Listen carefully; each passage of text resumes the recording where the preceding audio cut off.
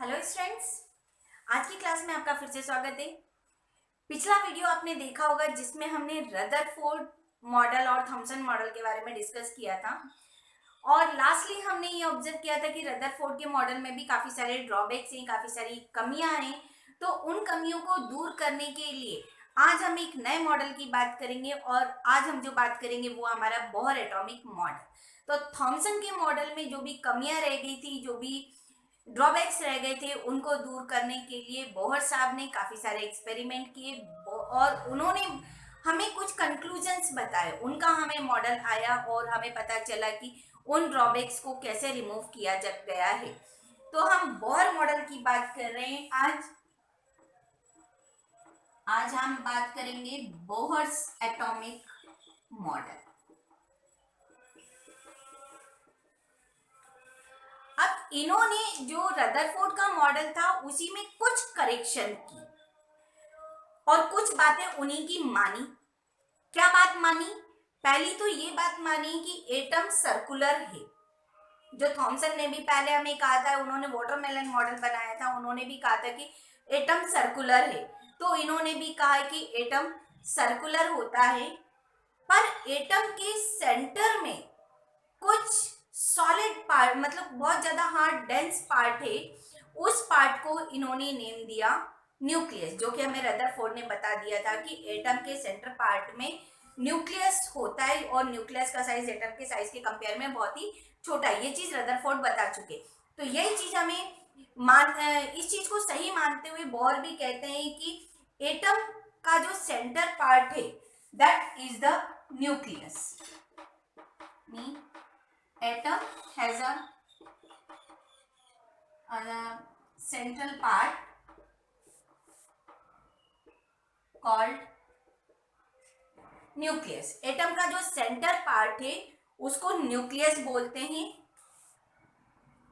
और जो इलेक्ट्रॉन्स हैं, इलेक्ट्रॉन्स इस न्यूक्लियस के बाहर रोटेट होते रहते हैं।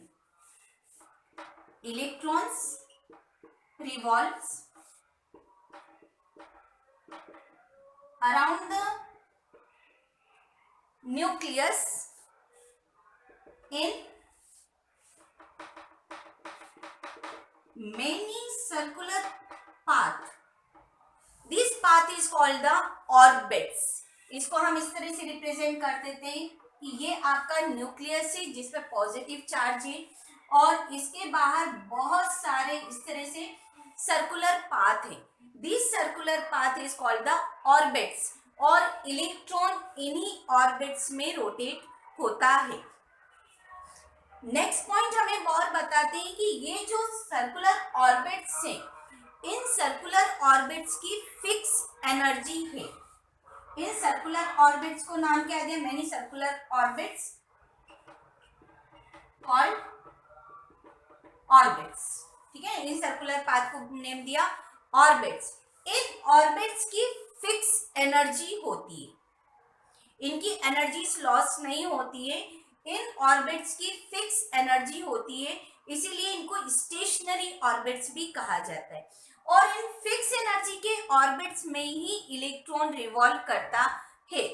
साथ में उन्होंने ये भी बताया कि जिस पर्टिकुलर ऑर्बिट में इलेक्ट्रॉन रिवॉल्व कर रहा है उस इलेक्ट्रॉन के पास भी उतनी एनर्जी होना चाहिए कि वो उस ऑर्बिट में रिवॉल्व कर पाए। जैसे एक मैं छोटी सी बात बताऊं, यदि मुझे 10th फ्लोर पर जाना है बाय स्टेयर, तो मेरे पास इतनी एनर्जी होना चाहिए कि मैं बाय स्टेयर 10th फ्लोर तक जा पाऊं।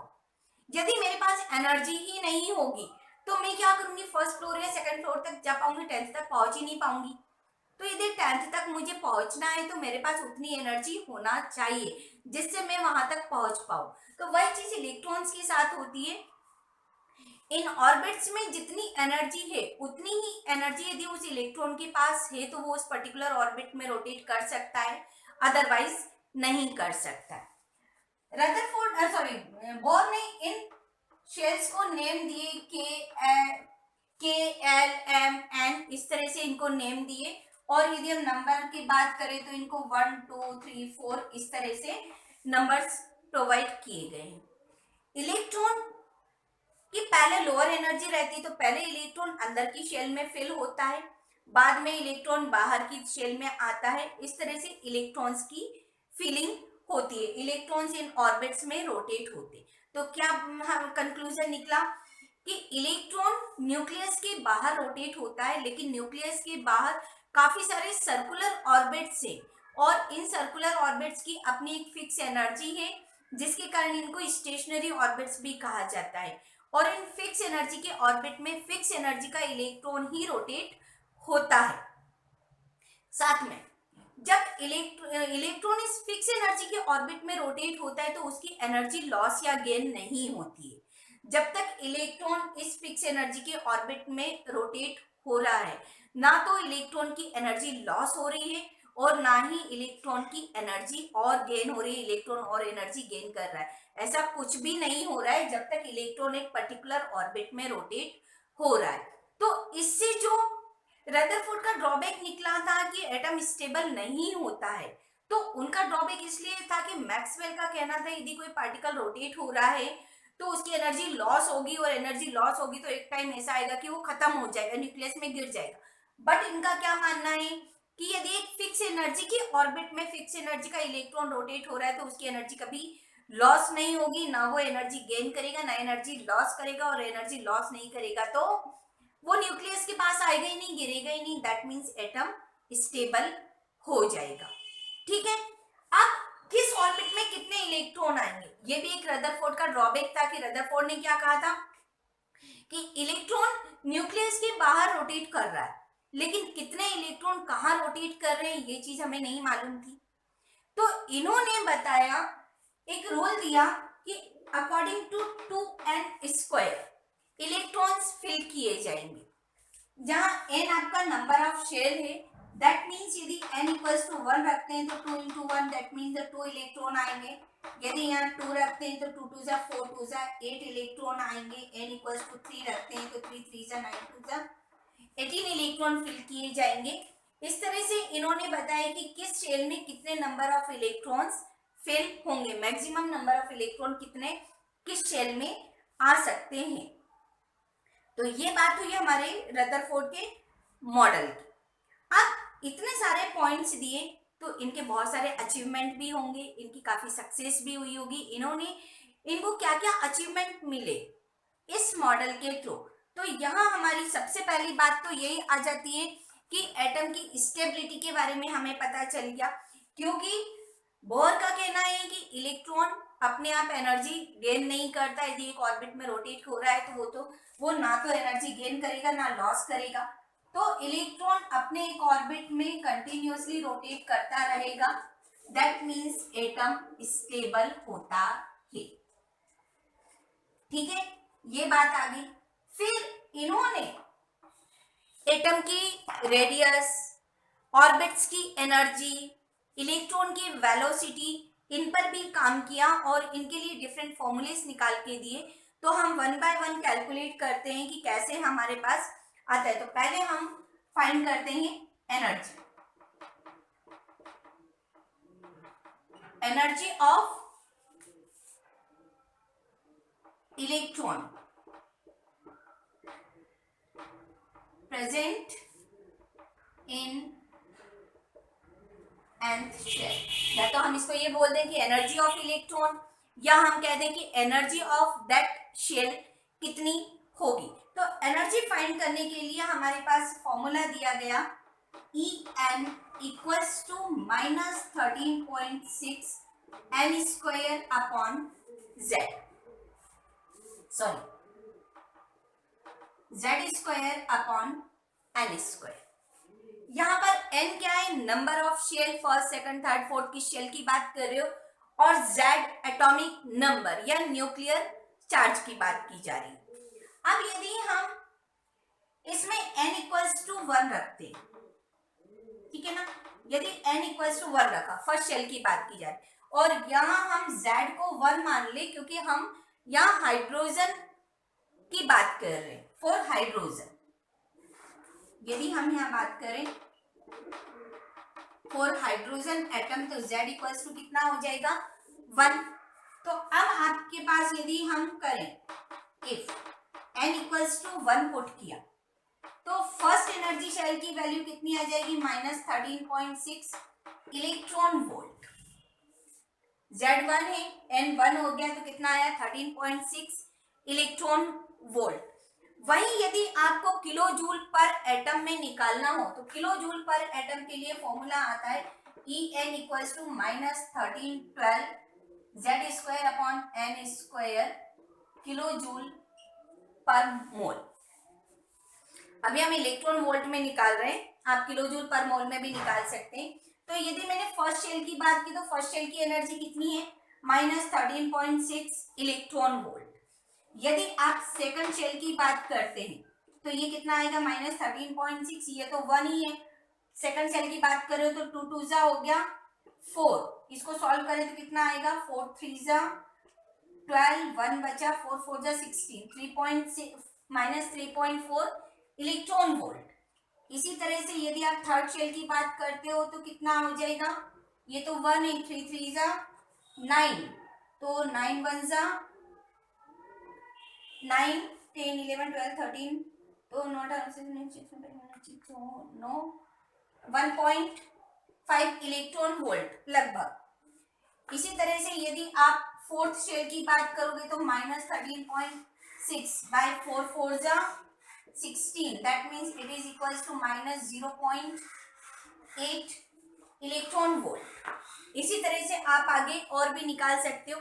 यहाँ क्या ऑब्जर्व कर रहे हो, फर्स्ट शेल की एनर्जी कितनी आई, -13.6, सेकंड शेल की कितनी आई, -3.8। सेकंड शेल की फर्स्ट शेल से कम है या ज्यादा, सेकंड शेल की ज्यादा है क्योंकि वैल्यू नेगेटिव में है। नेगेटिव में जितनी बड़ी वैल्यू होती है वो उतनी छोटी होती है, दैट मीन्स सेकंड शेल की एनर्जी फर्स्ट शेल से ज्यादा है।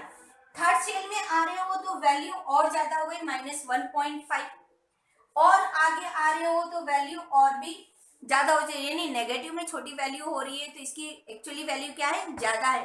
तो जैसे जैसे आपका नंबर ऑफ शेल बढ़ रहा है, यानी न्यूक्लियस से जितनी ज्यादा डिस्टेंस होगी एनर्जी बढ़ती जाएगी, ठीक है ना। तो जितनी ज्यादा न्यूक्लियस से डिस्टेंस होगी, एनर्जी लेवल जितना हाई होगा, जितना हाई एनर्जी लेवल होगा उसकी एनर्जी उतनी ही ज्यादा होगी।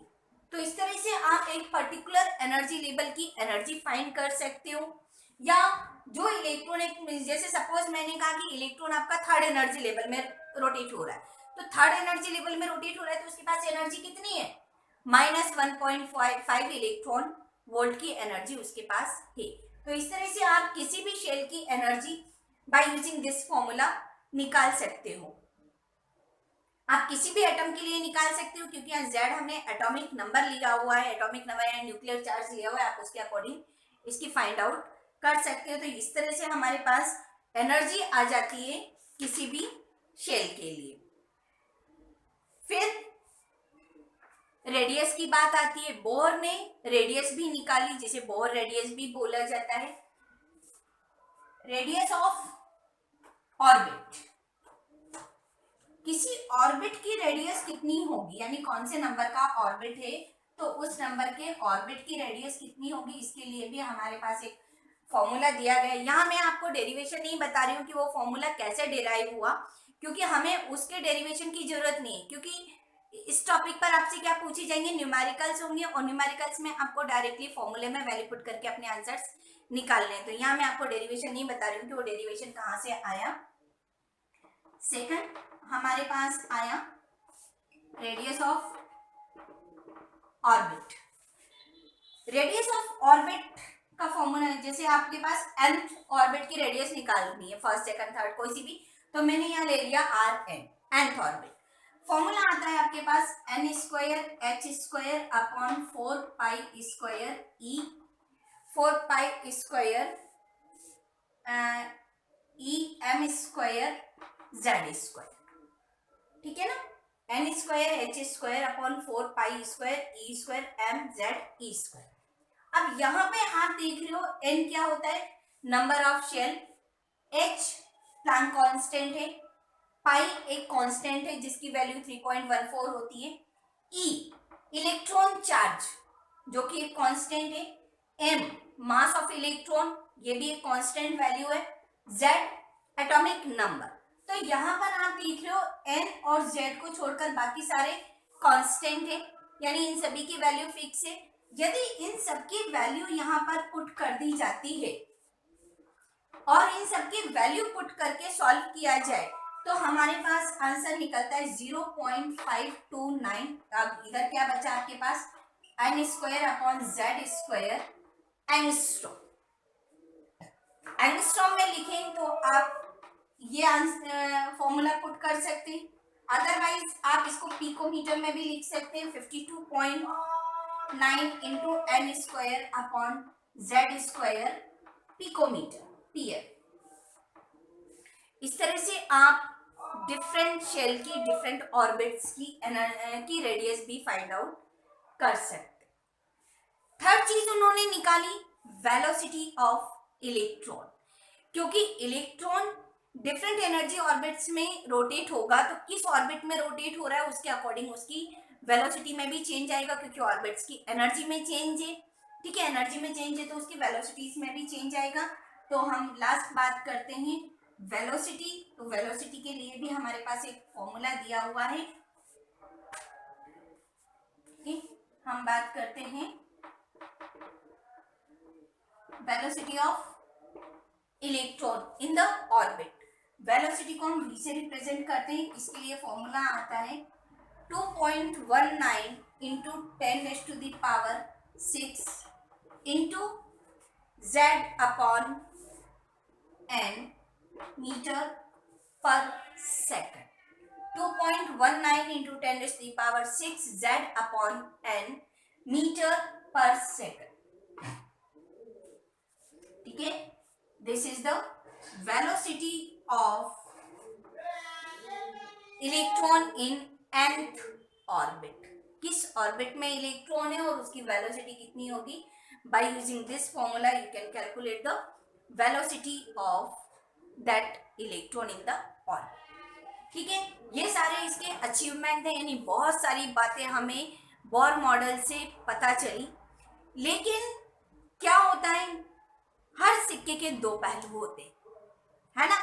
तो यहाँ से भी बोर मॉडल से भी बहुत सारी बातें पता चली, बहुत अच्छा था। रदरफोर्ड के ड्रॉबैक्स यहाँ से रिमूव हो गए थे, लेकिन इसके बाद भी इसमें भी कुछ कमियां रह गई, इसके भी कुछ ड्रॉबैक्स हैं। उन ड्रॉबैक्स की हम बात कर लेते हैं। उन ड्रॉबैक्स की बात करने से पहले मैं एक बात और बता देती। अभी जो हमने एनर्जीज फाइंड की, हमने देखा कि डिफरेंट ऑर्बिट की डिफरेंट एनर्जी है, और साथ में एक पॉइंट अभी ये भी देखा था हमने कि एक इलेक्ट्रॉन जिस पर्टिकुलर ऑर्बिट में रोटेट हो रहा है वो तब तक उसी ऑर्बिट में रोटेट होता रहेगा, यानी एक ऑर्बिट में यदि इलेक्ट्रॉन रोटेट हो रहा है तो उसकी एनर्जी ना तो लॉस होगी और ना गेन होगी। लेकिन यदि सपोज इलेक्ट्रॉन यहां पर रोटेट हो रहा है, ठीक है, यहां ये इलेक्ट्रॉन, यदि इस इलेक्ट्रॉन को कुछ एनर्जी प्रोवाइड कर दी जाए, ठीक है ना, यदि इसको एनर्जी प्रोवाइड कर दी जाए तो अब इसकी एनर्जी इस ऑर्बिट की जितनी एनर्जी उससे ज्यादा हो जाएगी, तो ये जंप करके अपर एनर्जी लेवल पर चला जाएगा। लेकिन ऐसा हमेशा नहीं होता। कब होगा, जैसे हमने अभी एनर्जीज फाइंड की थी तो हमने एनर्जी क्या निकाली थी, जो हमारी फर्स्ट शेल की एनर्जी है वो कितनी है, -13.6 इलेक्ट्रॉन वोल्ट। सेकंड शेल की कितनी आई थी, इसको हमने 4 से डिवाइड किया तो 4 3 जा 12 और 4 अप्रोक्सीमेट कितनी आई थी, आपने कितना लगाया, -13.6 z square upon n square. Hydrogen के लिए बात की तो इलेक्ट्रॉन एक ही है, तो यदि यहाँ 2 रखती हूँ मैं तो 2 2 जा 4 4 3 जा 12 और एक बचेगा, यानी ये कितना आया 3.4 इलेक्ट्रॉन वोल्ट हो रही है। वही यदि मैं इसको 9 कर देती हूँ, 3 कर देती हूँ तो ये कितना हो जाएगा 1 और 10 11 12 13 तो 9 45, ये कितनी हो जाएगी, ये 1.5 इलेक्ट्रॉन वोल्ट हो जाएगी, और ये कितनी हो जाएगी -0.5 8 इलेक्ट्रॉन वोल्ट लाइक दिस। अब सपोज करो इस इलेक्ट्रॉन को मैं कुछ एनर्जी प्रोवाइड कर देती, इसको मैंने एनर्जी दे दी, इसके पास अभी यदि इस ऑर्बिट में रोटेट हो रहा है तो इसकी एनर्जी कितनी है, -13.6। अब यदि मैंने इसको एनर्जी प्रोवाइड कर दी 5.4 इलेक्ट्रॉन वोल्ट की एनर्जी मैंने इसको प्रोवाइड कर दी, तो अब इसके पास एनर्जी कितनी हो गई, पहले की कितनी है -13.6, अब कितनी प्रोवाइड करी 5.4, तो इसके पास कितनी बची 6 7 8 9 10 11 12 13 -8.2। अब क्या कोई एनर्जी लेवल ऐसा है जिसकी एनर्जी -8.2 है, या हमारे पास कोई भी एनर्जी लेवल ऐसा नहीं है जिसकी एनर्जी -8.2, तो क्या करेगा, यदि इसको मैंने 5.4 इलेक्ट्रॉन वोल्ट की एनर्जी प्रोवाइड की तो ये इलेक्ट्रॉन एक्सेप्ट नहीं करेगा। क्यों, क्योंकि इतनी एनर्जी लेकर ये कहाँ जाएगा, इलेक्ट्रॉन कभी भी बीच में नहीं जाता, वो जंप करके किसी एक पर्टिकुलर एनर्जी लेवल पर ही जाएगा, और पर्टिकुलर एनर्जी लेवल पर वो कब जा सकते हैं, जब उसके पास उतनी उस एनर्जी लेवल तक की एनर्जी होगी। तो यदि मैं इसको 5.4 की एनर्जी प्रोवाइड करती हूँ जिससे इसके पास एनर्जी -8.2 की होगी, तो ये नहीं लेगा, क्योंकि ऐसा मेरे पास कोई एनर्जी लेवल ही नहीं है जिससे इलेक्ट्रॉन वहां पर पहुंच सके, तो ये इतनी एनर्जी नहीं लेगा। तो यदि मैं इसको 10.2 इलेक्ट्रॉन वोल्ट की एनर्जी देती हूँ तो इसके पास कितना आएगा, -3.4 इलेक्ट्रॉन वोल्ट, और 3.4 इलेक्ट्रॉन वोल्ट का ये एनर्जी लेवल है, दैट मींस ये 10.2 इलेक्ट्रॉन वोल्ट की एनर्जी को एब्जॉर्ब कर लेगा, एक्सेप्ट कर लेगा। तो एक इलेक्ट्रॉन उतनी ही एनर्जी को एब्जॉर्ब करता है जिससे वो एक पर्टिकुलर एनर्जी लेवल पर पहुंच जाए, वो बीच में कहीं नहीं लटकता कि थोड़ी बहुत ले ली और बीच में कहीं लटक जाएगा, बीच में कहीं नहीं लटकता, बीच में कहीं नहीं आता है, इलेक्ट्रॉन एक पर्टिकुलर एनर्जी लेवल पर ही पहुंचेगा। इसलिए इलेक्ट्रॉन हमेशा एक फिक्स अमाउंट की एनर्जी को ही एब्जॉर्ब करता है, जिसे हम फोटोन बोलते हैं, कहीं भी कैसे भी नहीं लेगा, एक फिक्स अमाउंट की एनर्जी को वो एब्जॉर्ब करेगा और उतनी एनर्जी को एब्जॉर्ब करके एक पर्टिकुलर एनर्जी लेवल पर जाएगा। अब ये थोड़ा सा और आपको एक इंट्रोडक्शन दे देती हूँ स्पेक्ट्रम का, और स्पेक्ट्रम हम डिटेल में क्लास नेक्स्ट लेक्चर में पढ़ेंगे। अब क्या होगा, यदि आपने इस इलेक्ट्रॉन को 10.2 इलेक्ट्रॉन वोल्ट की एनर्जी दी, तो ये इलेक्ट्रॉन जंप करके कहाँ चला गया, इस एनर्जी लेवल पर आ गया, अब ये यहाँ पर नहीं है, ये यहाँ पर आ गया। बट कोई भी इलेक्ट्रॉन जब आपने इसको जंप करके ऊपर पहुंचा है तो ये इसकी कहलाती है एक्साइटेड स्टेट, इसने extra amount of energy absorb की और अब ये अपर एनर्जी लेवल पर चला गया। लेकिन उस अपर एनर्जी लेवल पर ये स्टेबल नहीं होगा, क्योंकि इसका घर तो कहाँ है, यहाँ है, आपने इसको बाहर भेज दिया है। जैसे आप अपनी बात कर लो, आप यदि कहीं बाहर घूमने फिरने कहीं चले जाते हो, आप घूम फिर के कहाँ आओगे, वापस अपने घर में। ऐसा तो है नहीं कि एक दिन आप आउटिंग के लिए गए और उसके बाद आप बाहर ही बाहर है, वापस घर में आओगे। आपकी स्टेबिलिटी कहाँ है, आपके अपने घर में, किसी और के घर में तो नहीं ना। आप 2 दिन 5 दिन 4 दिन महीने भर किसी के यहाँ रुकाओगे, लास्टली कहाँ आओगे आप अपने ही घर में आओगे। तो आपकी स्टेबिलिटी कहाँ है, आपका अपना घर। तो सेम थिंग, यदि इलेक्ट्रॉन की एक्चुअल पोजीशन यहाँ थी, एक्चुअल इसकी कंडीशन यहाँ पर रहने की थी, आपने इसको एनर्जी प्रोवाइड की, ये जंप करके एक्साइट होकर अपर एनर्जी लेवल पर चला गया, लेकिन ये वहां पर स्टेबल नहीं होगा। ये क्या करेगा, जितनी एनर्जी इसने एब्जॉर्ब की है उतनी एनर्जी वापस से रिलीज करेगा, इमिट करेगा और वापस से अपने एनर्जी लेवल पर आ जाएगा। जब ये एनर्जी इमिट करेगा तो ये एनर्जी किस फॉर्म में इमिट करेगा, in the form of photon, that means the bundle of energy, एक फिक्स अमाउंट ऑफ एनर्जी की फॉर्म में। यानी ऐसा नहीं है कि ये थोड़ी सी एनर्जी लॉस कर दे और बीच में आके लटक जाए, ऐसा नहीं होगा। ये कहाँ आएगा, वापस से नीचे एक पर्टिकुलर लेवल पर आएगा। ऐसा भी हो सकता है कि आपने उसको इतनी एनर्जी दे दी कि वो यहाँ पर पहुंच गया, तो भी वो क्या करेगा, मे बी कि वो डायरेक्टली इतनी लॉस करे कि यहाँ पर आ जाए, और मे बी कि वो 1 by 1 स्टेप टर्न करता हुआ यहाँ तक आए। तो वो हमेशा एक फिक्स अमाउंट ऑफ एनर्जी को लॉस करेगा, बीच में कभी भी 2 ऑर्बिट के बीच में वो नहीं आएगा, एक पर्टिकुलर ऑर्बिट पर ही आएगा। तो ये फिक्स अमाउंट ऑफ एनर्जी को लॉस करके वापस अपने एनर्जी लेवल पर आता है। जब ये इलेक्ट्रॉन एनर्जीज को लॉस करता है तो ये पर्टिकुलर वेवलेंथ की होती है, जिसके कारण पर्टिकुलर पैटर्न ऑफ लाइंस मिलता है, जिसे हम स्पेक्ट्रम बोलते हैं। तो किस एनर्जी लेवल से इलेक्ट्रॉन किस एनर्जी लेवल तक आ रहा है, उस टाइम वो कितने फोटोन की कितनी एनर्जी को लॉस कर रहा है, किस पर्टिकुलर वेवलेंथ की लाइट को एब्जॉर्ब कर रहा है, किस पर्टिकुलर वेवलेंथ की लाइट को वो इमिट कर रहा है, उसके अकॉर्डिंग हमें डिफरेंट पैटर्न ऑफ लाइंस मिलती हैं, जिसे हम स्पेक्ट्रम बोलते हैं। तो यहाँ हाइड्रोजन के केस में हमें बोर ने हाइड्रोजन के केस में डिफरेंट स्पेक्ट्रम्स कैसे मिलेंगे, डिफरेंट पैटर्न ऑफ लाइंस कैसे मिलेगी, उसके बारे में भी बताया था। तो ये चीज हमारी बोर ने बताई। स्पेक्ट्रम हम और डिटेल में स्टडी करने वाले हैं। तो यहाँ हम कुछ देख लेते हैं कि क्या बोर मॉडल में कुछ कमियां रह गई हैं। तो बोर मॉडल में भी कुछ कमियां रह गई हैं। पहली बात, जो बोर का मॉडल है ये एक सिंगल इलेक्ट्रॉन की बात करता है, यानी ये हाइड्रोजन या हाइड्रोजन लाइक स्पीसीज जिनके पास एक इलेक्ट्रॉन होता है। जैसे हाइड्रोजन की बात करें तो इसके पास इलेक्ट्रॉन कितना है, 1 है। यदि आप लिथियम की बात करोगे तो इसमें इलेक्ट्रॉन 3 है। बट यदि मैं लिथियम +2 आयंस की बात कर दूं तो इसमें इलेक्ट्रॉन कितना होगा, 1 होगा। इसी तरह से यदि बेरिलियम की बात करें तो उसमें इलेक्ट्रॉन 4 है, लेकिन यदि हम बेरिलियम +3 की बात कर दें तो उसमें इलेक्ट्रॉन कितना होगा, 1 होगा।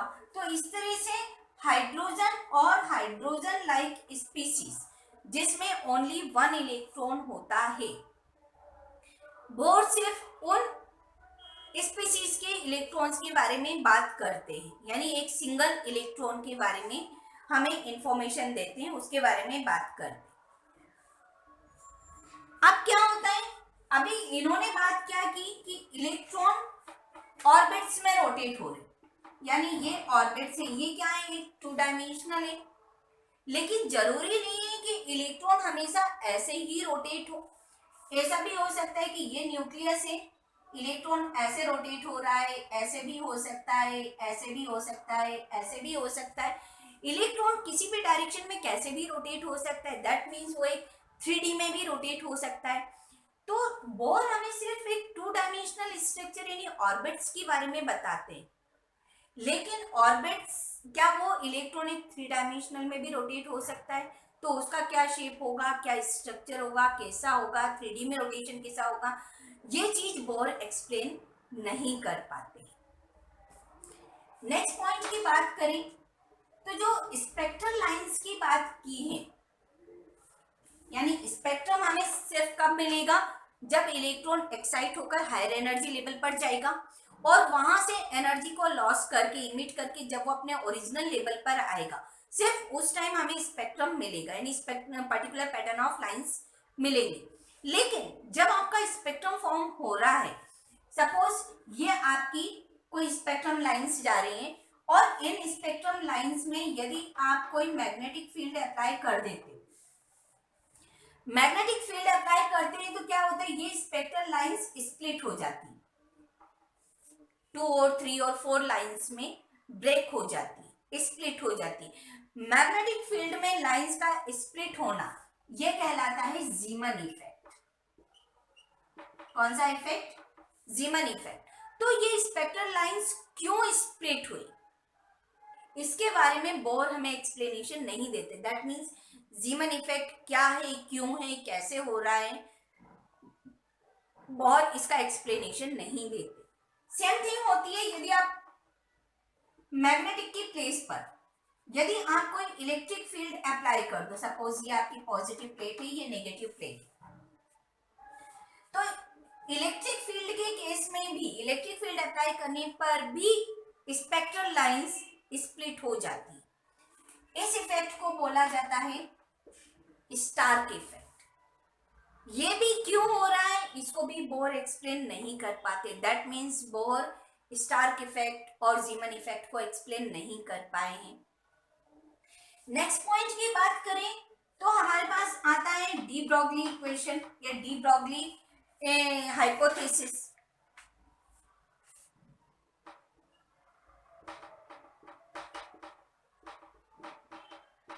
डी ब्रॉगली हाइपोथेसिस, और एक और आता है आपके पास जिसको हम बोलते हैं हाइजेनबर्ग अनसर्टेनिटी प्रिंसिपल।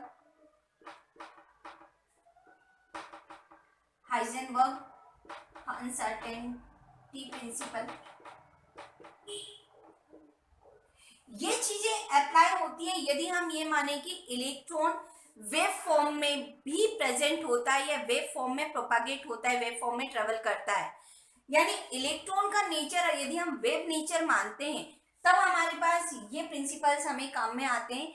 लेकिन बोर इलेक्ट्रॉन का पार्टिकल नेचर कंसीडर करते हुए थ्योरी देते हैं हमें। बोर ने इलेक्ट्रॉन को एक पार्टिकल माना है, उसको वेव नहीं माना है, तो इन थ्योरीज के बारे में भी बोर एक्सप्लेनेशन नहीं देते। साथ में बोर किसकी बात कर रहे हैं, हाइड्रोजन और हाइड्रोजन लाइक स्पीसीज की, यानी जिसमें एक इलेक्ट्रॉन।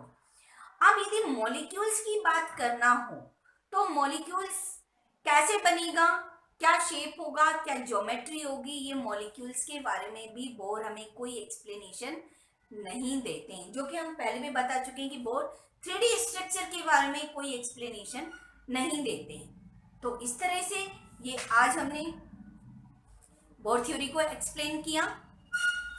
आई होप आपको ये सारी चीजें अच्छी तरह से समझ में आ गई होंगी। नेक्स्ट वीडियो में हम स्पेक्ट्रम की बात करेंगे, एटॉमिक स्पेक्ट्रम कैसे बनता है, कितने टाइप का होता है, और वहीं डिटेल में हम हाइड्रोजन स्पेक्ट्रम की भी बात करेंगे। तो आज का वीडियो यहीं तक का, क्योंकि बहुत बड़ा हो जाएगा नहीं तो नेक्स्ट वीडियो में हम नेक्स्ट टाइम फिर से मिलेंगे स्पेक्ट्रम के साथ में। तब तक के लिए बाय बाय, टेक केयर।